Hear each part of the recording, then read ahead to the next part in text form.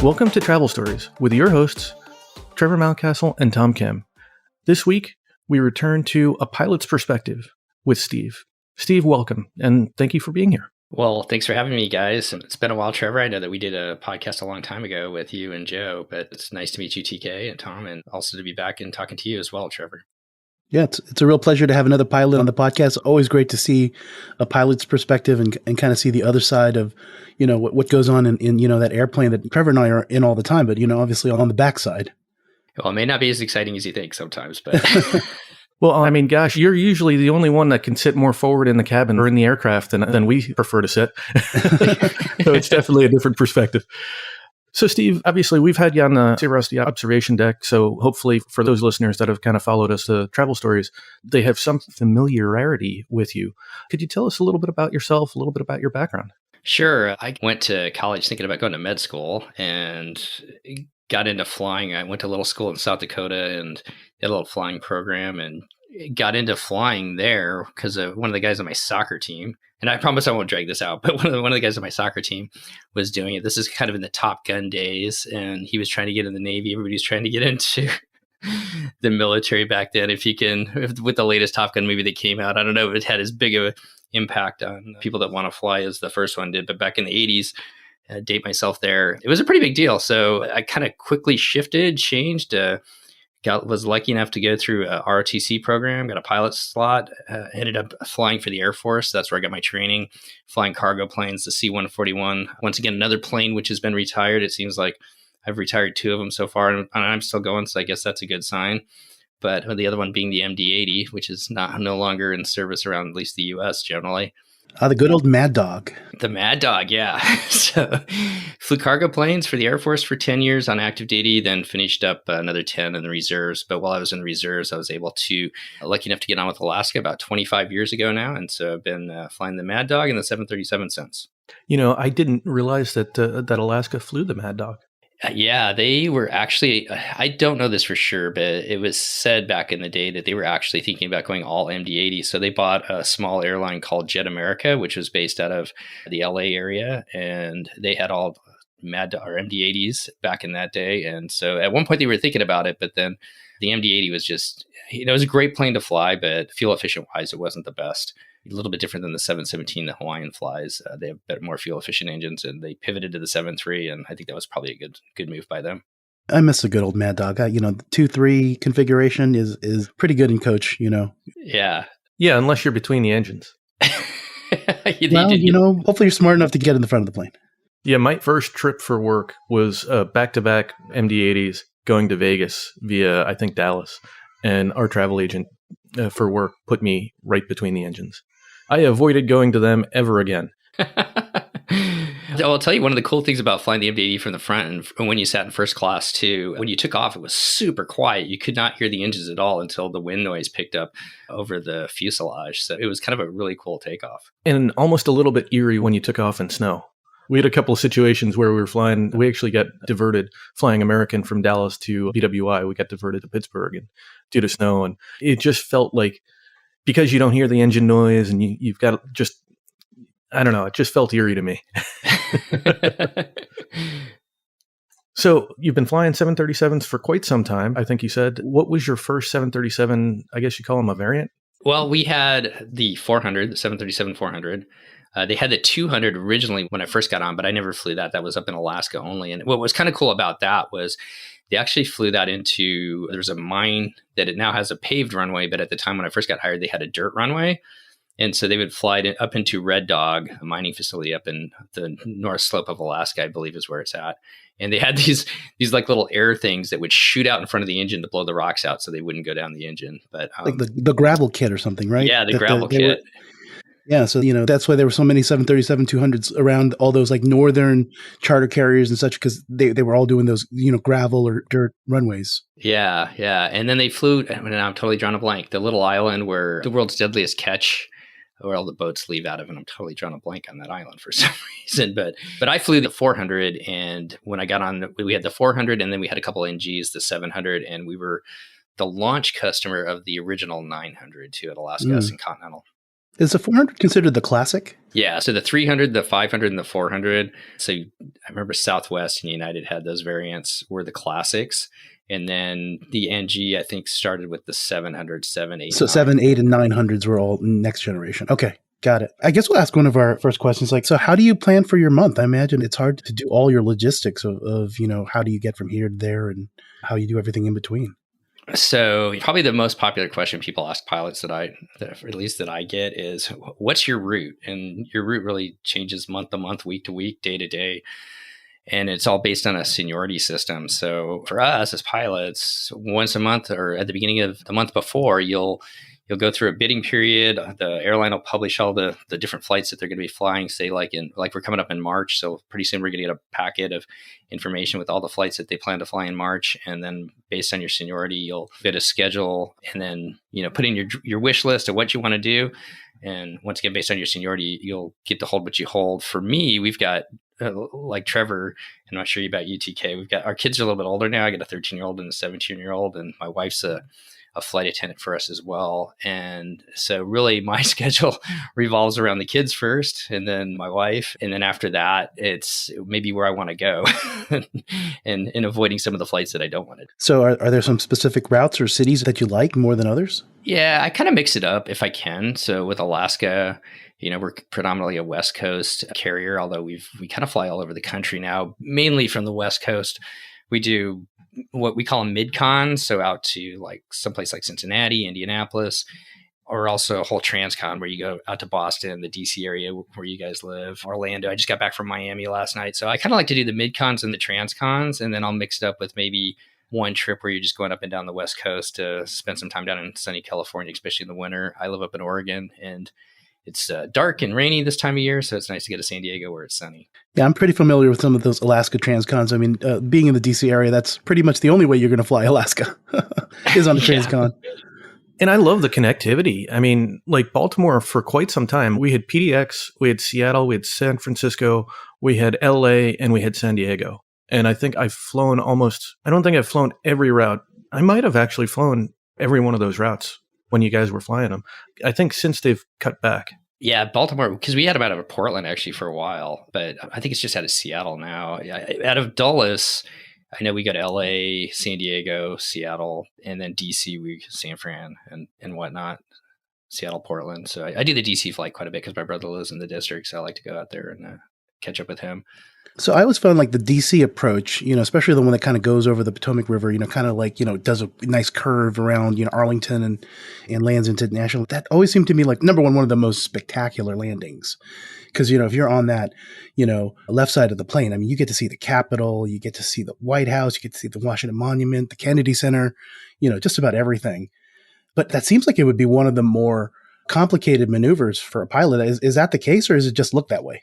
Yeah, it's actually one of my favorite approaches to do, in all honesty. It started off as a visual approach. So a lot of the regionals, I think, still fly visual approaches down the river. But for like American, for us, United, I know, JetBlue, they've actually built an R&P approach.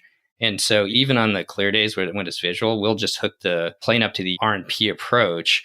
Generally, I click it off because it's fun to fly. The big thing you got to be wary of is the White House is a prohibited area. So as you come down, as you come down the Potomac, got to watch out. Yeah, you go by the Pentagon. You just got to make sure if you get a crosswind blowing you towards the east, there you don't get pushed over the land. As long as you see over the river, you're good. But that's kind of one of the trickier parts. But after you've done it enough, it's really kind of a fun, challenging little approach. Are there other like kind of approaches that are super complicated? I feel like, San Diego seems like another one of those, where, you come over the mountain and you just kind of go down so quick and it feels like you're touching the buildings. Yeah. You come right over that hillside there and there's actually a parking garage with some monkeys on it. And we always say when you get past the monkeys, we'll drop down a little bit lower and for the touchdown. But it always gets rated as like one of the toughest approaches. And it's really just because it's a little bit steeper than other approaches, but I've never thought it's like anything like crazy. Really and I do not fly these, to be completely honest. The Seattle and the Anchorage crews fly it, but we've got some pretty sporty approaches up in Alaska into Juneau Oh, and okay. some of the places up there. So that's, like, to my mind, I guess the place where you'd find something a little bit more trickier. And that's based because of the terrain and things like that? Yeah, especially Juneau. It's kind of like one way in and one way out. And if you have to go around, it's going to be pretty tight to do a turnaround. And there's some mountains just to the right and to the left of you. You're kind of in this bowl. So yeah, it could be a little bit tricky that way, but we practice. I mean, now with the RNP, it's made it a way more safer than it ever was. And it's something that every year when we go in the sim, we generally fly that approach for the crews to practice it. And Steve, could you just, for our listeners that might not know what an RMP is or what a visual approach is, could you just walk through? Like Tom, I'm one of those listeners that doesn't know what that is. Okay, so, and this is actually pretty cool because actually it was a pilot at Alaska Airlines that developed it. And so what they did was they figured out that a traditional approach is based on ground navigation. So there's like something on the ground that's emitting a beam and the plane's going to intercept it. And you're going to fly that beam down. It's going to bring you into the runway. The most common one now is the ILS. What an RNP does is instead of using a ground-based system like that, what they do is they just actually take GPS points and they build it based on, they figure out like what the average, how fast you have to be coming down, what airspeed you'd be flying to make the turns as you turn and everything like that. They take all those factored in and it takes you right down to the runway now. And so instead of hooking it up to a system on the plane that's going to pick up this ground-based signal, we just hook it up to the IRSs, which is similar to an IRS, and then the GPSs. And so you've got a redundancy of 4 different systems looking at that point. And we can see how well the system is, how tight the system is, what I mean by like how close we are to that point. And it's got to be within a certain number to be able to stay on the approach and continue the approach. And I mean, I've never seen it go off. I hope this is making sense. But I guess all that to say, it's GPS points that take you to the runway. And it's got 4 redundancies in it to make sure that you are where the plane thinks it is and you think you are. I was just going to say, I remember my scariest hard landing at DCA, and it was on a Spirit Airlines Mad Dog, as it turns out, back when they flew Mad Dogs. I don't know if you ever knew that, but they did that back maybe about 20 years ago. And this was a really old one because they didn't even have doors on the overhead bins. That's how old this thing was. Oh, wow. And that was the hardest landing I ever had. I'm pretty sure they didn't have that system on that Spirit Airlines Mad Dog. So I guess the reason why I've been having all those smooth landings at National is probably all the airlines now have that wonderful new system. And that's interesting to know. I didn't realize that there was a GPS involved in some of that flying now that makes things a lot smoother. Just to clarify, is that essentially autopilot or is that just providing you more specific waypoints that you are targeting as you fly the plane? So you can do it either or. An RNP, it won't auto land. The ILSs, there's a provision for it to auto land, but with the RNP approaches, the pilot's going to click it off at some point and fly it. But Gotcha. Yeah, you can hand fly it or you can have the autopilot fly those points as you kind of make your way in. And it's always interesting because, a lot of folks like to say, oh yeah, the plane flies itself or, the plane can practically land itself. But, having been a pilot for as long as you have you've probably seen that progression. What has that progression kind of felt like for you? I'd imagine that flying cargo in the Air Force, you were probably working a whole lot harder than maybe you are now, throughout the flight. And maybe I'm wrong.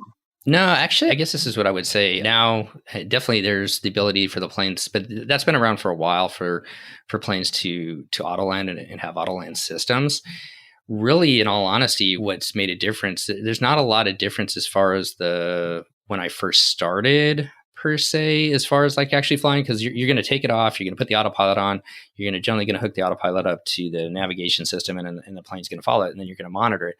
But what we do have now is just so much more information. We've got apps on our iPads to monitor weather well ahead of us, where before it was just kind of like you'd have your radar weather looking out, about 100 miles. And, well, I wonder what's going to happen in an hour. I don't know. But now we've got apps you can see all the way. We took off out of Miami and I can see the weather and the predicted turbulence all the way to Seattle. And that allows us to give, it's not exact science yet, but it allows us to let the flight attendants, know what's going on so that they can kind of plan their services if we know that it's going to be bumpy coming up. So really it's more just the information and the way the information is displayed now. I mean, we've got these huge screens, the Max. I don't know if you've ever seen the Max or the 787. I mean, there's these just huge displays up there now, and it just makes it a lot easier to monitor stuff than what it used to be with the old round dial instruments that I started with, I guess.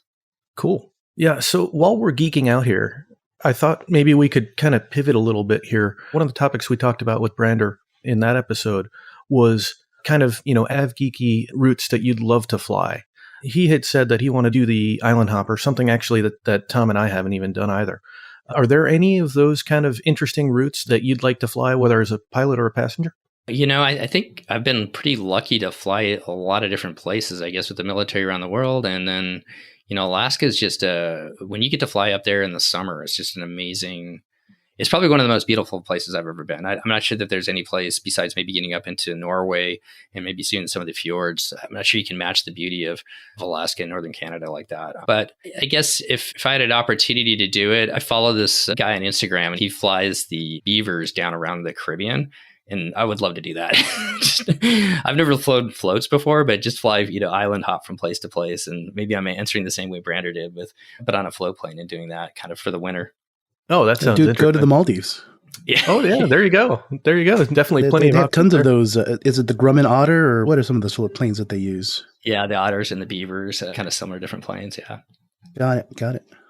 So pivoting a little bit back to your Air Force experience, what kind of unique or maybe, interesting airports did you get to fly in when you were flying cargo for the Air Force? If you can share. Most of the stuff was kind of routine. I went to Frankfurt a lot. They used to have an Air Force base and are right attached to Frankfurt. So I went to Frankfurt quite a bit. I was on the West Coast initially, so I flew over to Japan, Korea, down to Thailand, out to a little island called Diego Garcia, which is out in the Indian Ocean that we rent from the British to support the Navy out in the Indian Ocean. And then I had an opportunity to fly all over Africa. I got to go to the garden spots like Mogadishu, Somalia, Kigali, Rwanda. Went to Egypt a lot, quite a bit of time in Cairo. So kind of all over the world, really. One of my favorites, though, was we got 3 days in Bergen, Oslo in the summer one time. And that was an amazing, normally we didn't get that much time off. It was kind of an amazing, fun trip.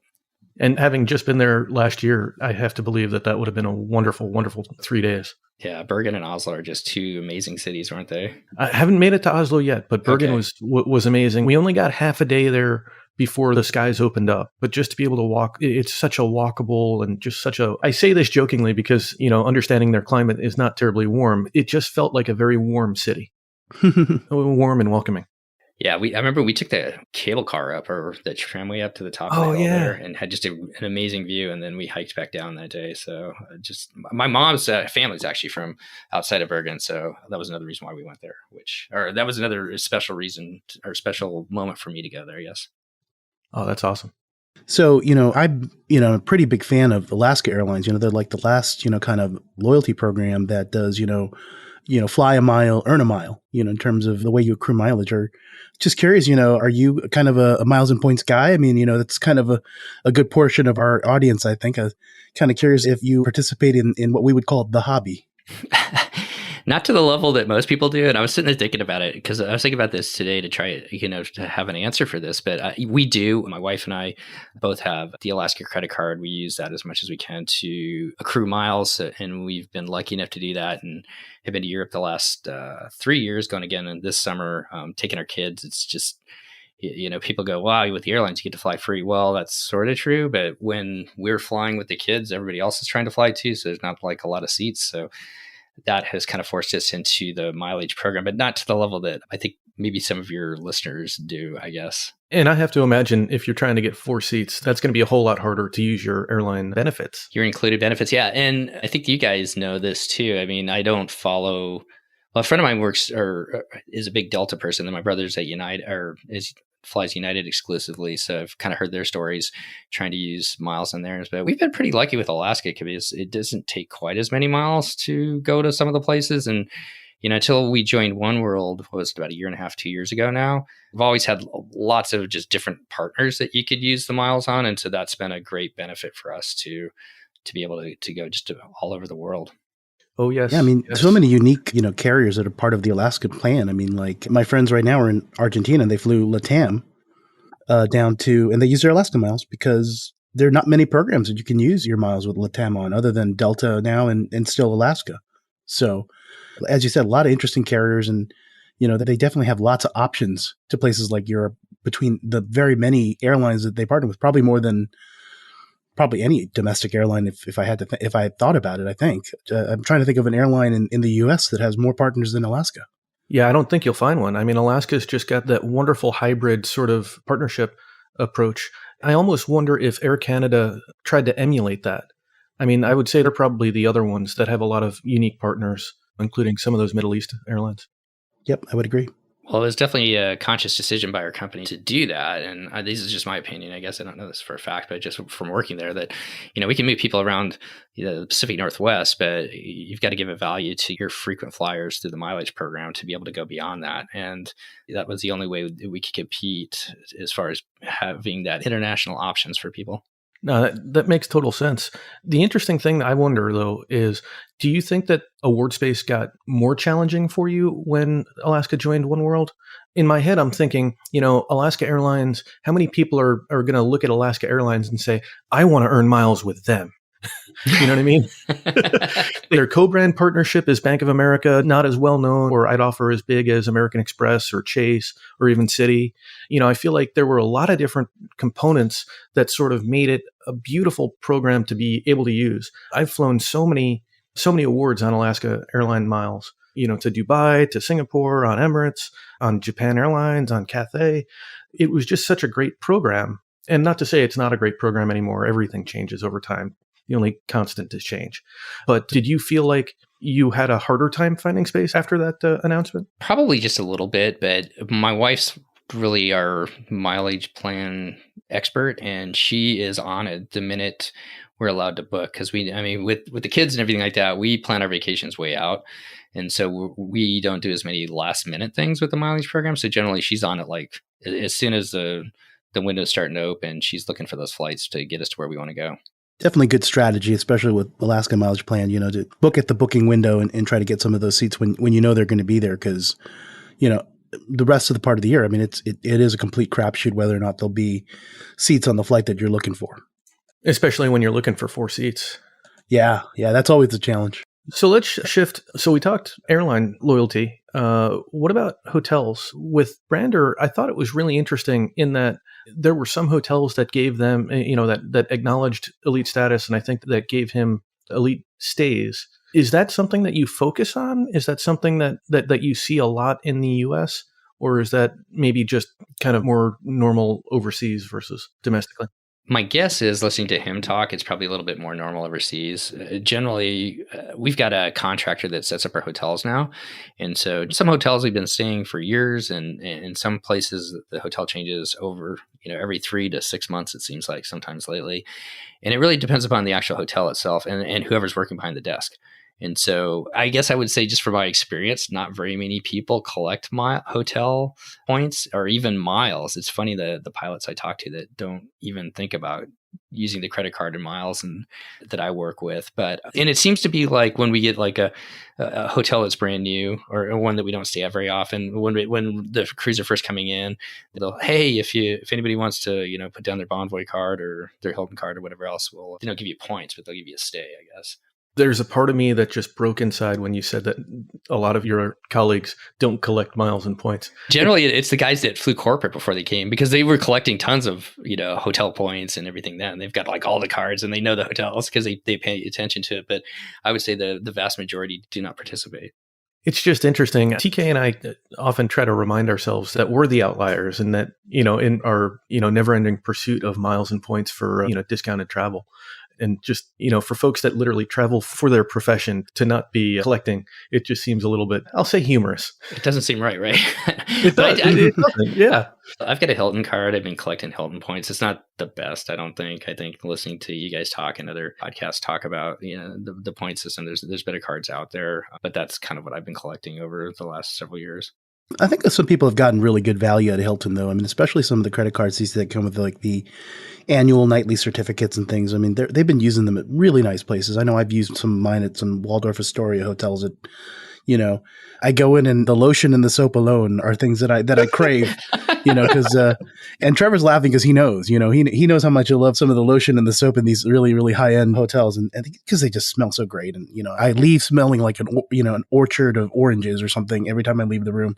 But anyway, Hilton's not a horrible company to tie your loyalty, especially with some of these credit cards that are very, very, I think, compelling from the benefits that they provide for the annual fee. The one card, and I still have not done it, is the Chase Preferred card, because other pilots that are listening to this are the majority of them will know, and it may offend one or two, but pilots are generally cheap. And so I think it's the Chase Preferred where you can get food at the airports. There's a lot of food places, and a lot of guys have that so that they can get their food for free. They know all the places in the different airports to get their meals in between flights. The Chase Sapphire Reserve, I think. That's it. Yep. That's it. And the Priority Pass club card that comes with it. And yeah, I have to tell you, the Pacific Northwest is a gold mine for Priority Pass restaurants. Between Seattle Airport and Portland Airport, I guess between the two Capers markets and, the various, there's a Vietnamese market and there's another deli or something that you can just go by and just go crazy and get all kinds of stuff. And, it's funny, I go to Seattle Airport, I go to SeaTac, and, I go to one and then suddenly I go to the other one and then I see, oh, wait, these were all the other people that were in line with me. And you see that, oh, yeah, that's not a surprise. I can just see that now. Yeah, no, I think Hilton's definitely has some good value. They even have some good value. I haven't stayed there personally, but I've heard a lot of good things from the Hilton Waikoloa on the Big Island, for example. I mean, I've been to that property a bunch of times, but at the time my wife was living in Hawaii, so we just kind of went there to enjoy the pool. That's a nice little property. I don't know how many points it is nowadays, but Hilton has really added some stellar properties. They have a big presence in the islands, I mean, I feel like between the Waldorfs and the Hiltons and all the other brands, that they seem to definitely have quite a few properties and quite a few large, expansive properties like Hilton Hawaiian Village and, some of those really massive hotels, right? With hundreds of rooms. And then they've also got some just real gems overseas. A couple of years ago, we stayed at I think it's the Hagia Sophia Apartments or the Hagia Sophia Mansions. It's literally, from our room, I could throw a tennis ball and I could have hit the dome of the Hagia Sophia Mosque Church. Well, it was a church, now it's a mosque, in Istanbul. And it was not inexpensive. It was maybe 50,000 points or something. Back, just some real gems. You just have to look a little bit harder. Look beyond the normal Hilton and DoubleTree and those normal brands, and you can find some gems. I'm writing these down as you're talking. That one in particular was really spectacular because they had a cistern, right, where they would keep a reservoir of water, but they had turned it into essentially a gigantic swimming pool / kind of almost jacuzzi pool, and it's just really interesting to be in there. And at the time, and I was there with Trevor and his wife. We were the only ones in that area, and it was just great, just having the whole place to ourselves. Yeah, that was also in 2020. 2021. 2021, I think, right? Yeah, and so I think they still had COVID procedures, so you had to reserve your time in the pool. So it was a private experience. It was really cool. And the way they sort of did it was they had put these, the enclosure for the pool inside the the cistern, so they were sort of protecting the walls of the cistern, and I'd imagine the floor as well. But, still giving you that pool experience. So, that LXRs, there's a lot of, Hilton's one of those, it's a sleeper. Everybody talks about Hyatt and the Park Hyatts and stuff. Not a lot of people are talking. I mean, maybe I'm wrong. And I know that Sam and Robert on the main show do talk a fair bit of Hilton, but I don't know that a lot of other people are talking Hilton the way that, given the amount of sleepers that they have. It seems like that's where the majority of our layovers are. So I've been able to, keep my status up because of that, because I know that some of the hotels that they will give you the stays. So that's why I guess I'm just kind of stuck with it. So Trevor, would this be a good time maybe to pivot back to some questions, kind of more of the pilot variety? I was kind of curious, I think one of the things that seems to always be a mystery, at least to some of us in the traveling public, is, what happens with IROPS, when those irregular operations where, you get the delay because of weather, you get the delay because of, equipment or whatever. Kind of one of the things that it's always very mystifying is, how do things like the timeout work? How is it that, certain crew, tend to time out, and that can sometimes, make a delay even worse? What are kind of those scenarios? Because I imagine there's a lot of planning that goes into avoiding that exact scenario. But sometimes obviously, best laid plans, right? You're still going to have, odd situations where things don't quite work out. Yeah, just the other day we had an ice storm actually up here in Portland. It didn't work out the day I flew because everything still got canceled. The ice was just too bad on the planes. But what they tried to do was pre-cancel. The airline tried to pre-cancel a bunch of the flights so that they didn't have as many planes to de-ice, and then they kind of tried to spread them out. So there's a lot of different ways they can try and mitigate it. The airline itself can try and mitigate it. But I think probably, and it's funny, I don't know how to say this other than that. Well, let's just go back to the basics of it, I guess. So it really depends upon each crew, depends upon how long their day is planned for the flight that they're going to do or flights that they're going to do, when they start the flights. So if you start early in the morning, say like there's a time period between about midnight and 5 o'clock in the morning where you just are not allowed to fly as many hours during the day. You're not allowed to work as many hours during the day. And so then once 5 o'clock hits, as I just dealt with this, about 5 o'clock, then you start looking at a crew duty day of 12 and a half hours. And you can extend that out to 14. And then the pilot itself, he or she can extend it out another 2 hours now if they want to, if they feel like they're safe enough to fly. For non-international, we're limited to 8 hours of actual flight time during the day. And then it also depends upon how many times you're planning on landing and taking off. So there's a lot of different factors into when a pilot will time out. Generally, like I said, there's a lot of different ways that the airlines can try to mitigate it. But for the most part, they'll just keep the crew there until the last minute, hoping that somehow it's going to work out. And I would say 90% of the time it does. 95% of the time, it's amazing how many times you're like, okay, if we don't get the door closed in the next 10 minutes, we're not going to be able to do this flight. And somehow it just all comes together and the door closes and off you go. And you have a long day along with all the passengers too. So I don't know if that answers it. Would it be fair to say that like international flights probably are less subject to that? Because I mean, they have things like relief pilots and things like that. Does that typically why you see it more on maybe domestic legs? Correct. Yeah, because you've got, like an internet. I'm trying to think like, some of the longer international flights are like 10 hours, but I'm not sure what their duty day is. But yeah, you've got somewhere between 4 pilots on board. So you've got the 2 pilots that are flying it, and then you got the 2 relief pilots. So that extends their day a little bit longer. So when you run into those weather problems or ATC problems or whatever else, it's a little bit easier for them to pivot versus, if you're unlucky. And I've been a passenger in the back too, where I was in Philly one night and there's a snowstorm and we pushed back, and I knew that the crew had come up from Dallas. It was a US Air flight, and I was looking at my wife, I was like, they're going to time out because we're in this long line to take off. It was like, there's no way they have enough time to fly from Philly to Seattle. So yeah, if you're unlucky, that's kind of where it usually causes the cancellations or the delays for when pilots time out. So circling back to the pre-canceling, I just have to ask this because I think we joke about it so often about folks kind of complaining, oh my gosh, we need a backup crew or a backup plane. Do those crew members that are on a canceled flight essentially go back into the pool?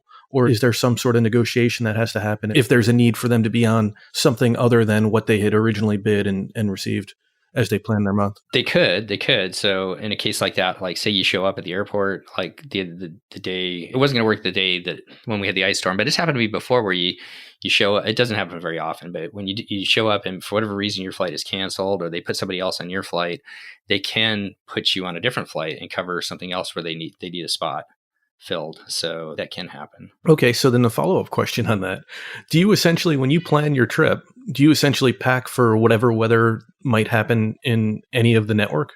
Like, are you flying with a jacket, whether you're going to Miami or New York? No. The reserves do. Okay. So the basic schedule is set so that you've got people, pilots, flight attendants that are going to fly the trips. And then you have a subset of, not in a negative way, but you've got another group of people that are reserves or the backup. So you can bid that. Your seniority may only hold being on reserve. And so then they can be called in last minute to fill somebody that either got sick or fill a hole where they have a hole or something like that. The reserves will pack for, especially if they're on for 5 or 6 days, they'll pack for everything. But for us, it's so rare these days. I mean, when the system breaks down, it's funny because it gets so much attention. But the day in, day out of the airline flying is pretty consistent as far as you're going to go where you're going to go. And so it's very rare that I end up someplace different like that. If I was planning on going to Hawaii and end up in Nome, Alaska or something like that.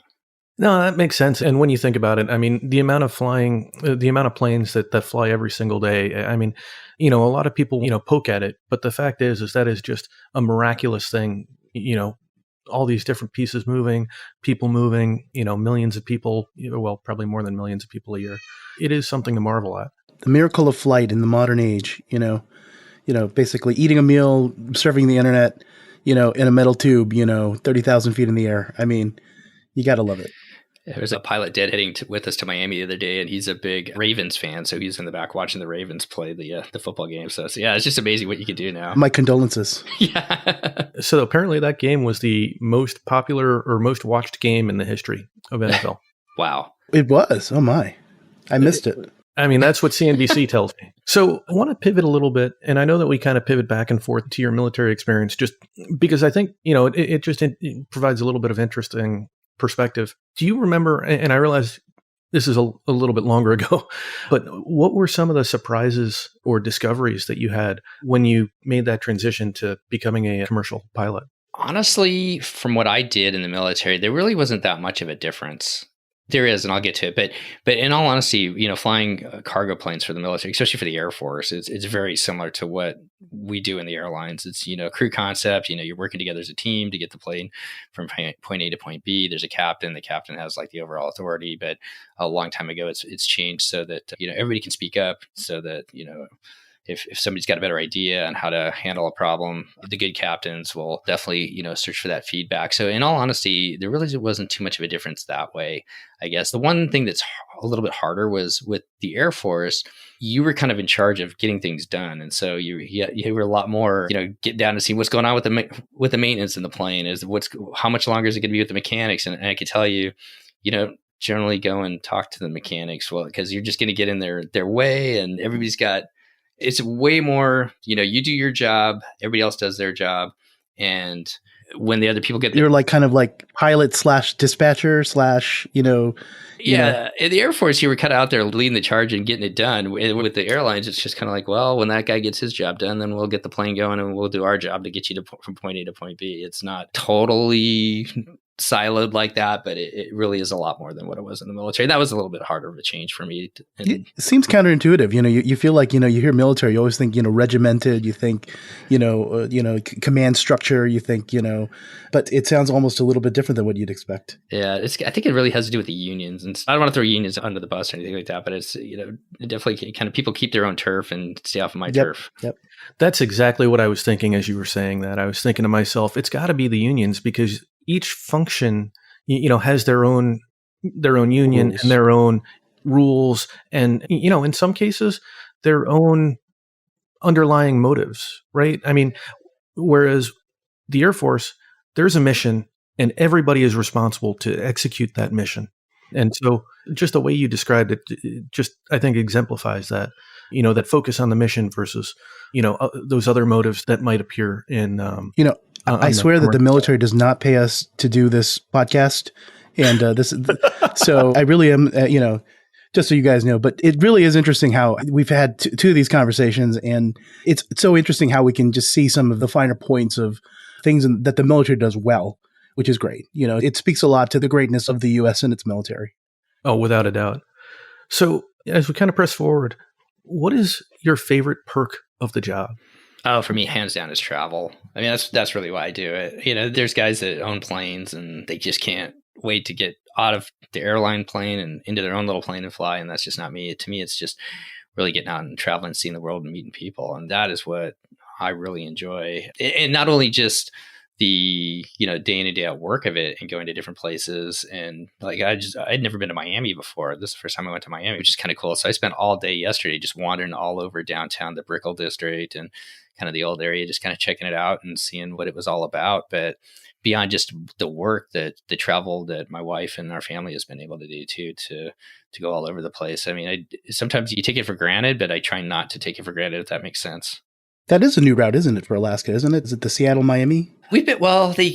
They did it a long time ago, and then they pulled out because Miami raised their rates to fly into and out of there. And so then they pivoted to go to Fort Lauderdale because for the most part, we're just hauling cruise passengers down there for the most part. And so it was cheaper to fly into Fort Lauderdale. But then I think it was about a year and a half ago, 2 years ago, that they started Miami. I mean, it makes sense with the One World, tie up with American that you'd fly into their major hub down there. So it just kind of makes sense. But that's pretty cool. And I guess I'll just throw one other thing out too. I mean, we probably like you guys too. We get to work worked with just some amazing people. Just the diversity of some of the people I get to work with is just amazing. And we get a lot of time to sit up there. I say you sit in a closet for 5 hours at a time and figure out how to have a conversation about things, to talk about all different kinds of things. And I flew with somebody that he lives down in Costa Rica. He's a big surfer, just to listen to all his surf stories of, living down there. And I think that's the other part that just makes me, every day you're going to work with somebody different generally. And that's a lot of fun. Man, that's got to be a commute.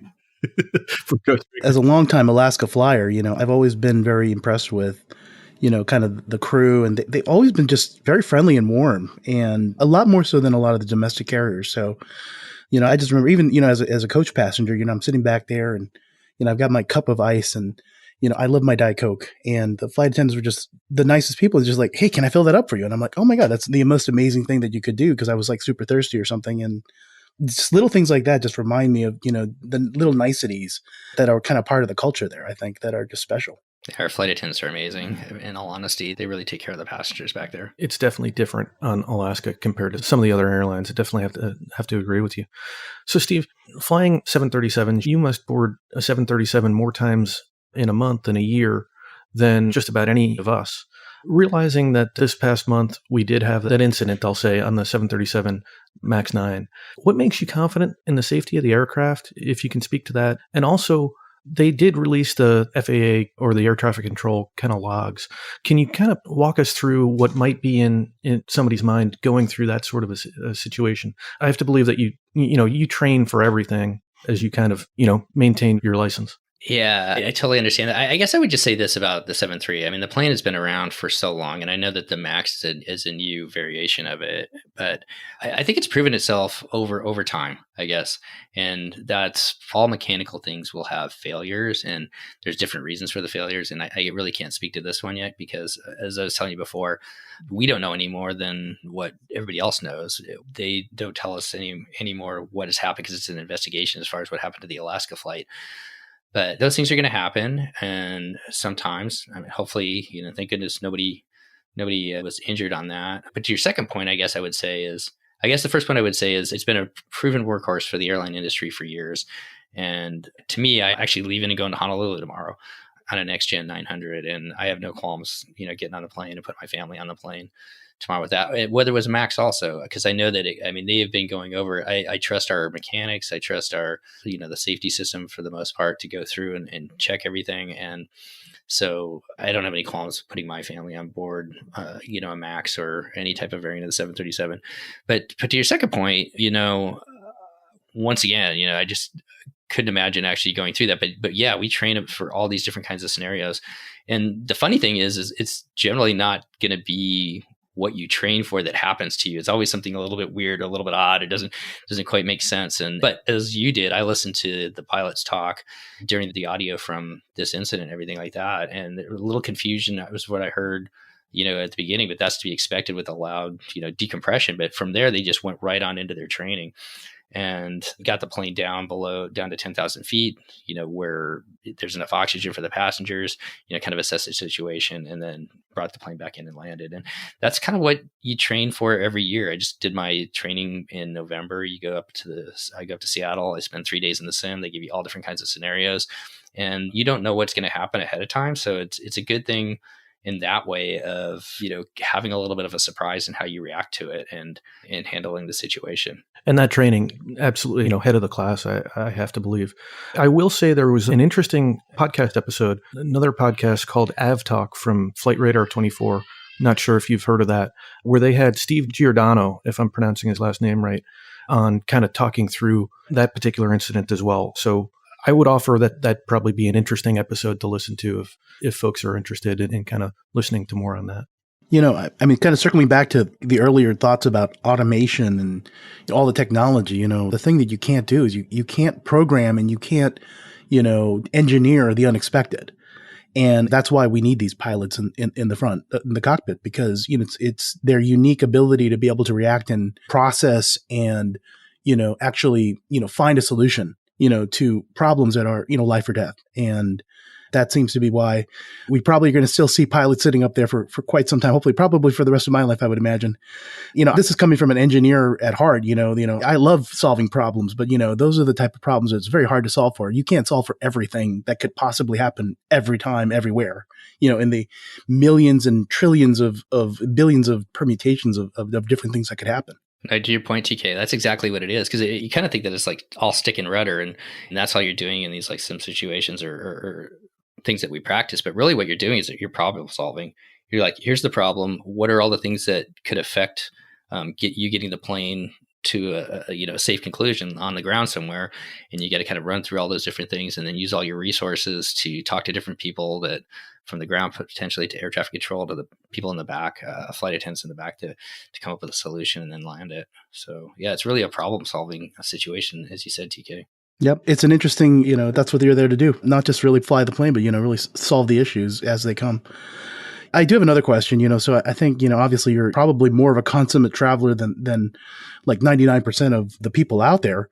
I'm just curious what your experience as a pilot, how has that kind of influenced your style of travel now? I mean, do you feel like you travel differently, or has that experience kind of informed the way that you travel, maybe differently than it was before? I think what it's given me is just the ability to branch out and feel comfortable just about anywhere, I guess, because I've been to so many different places, and to look for those experiences that are outside of the box a little bit more, rather than, you go to a city and like, this is the touristy area. Everybody goes to the touristy area. I'm always looking for those restaurants that the locals go to. I'm always trying to find something outside of the box that is just a little bit different. And that's definitely found its way into how we travel as a family too.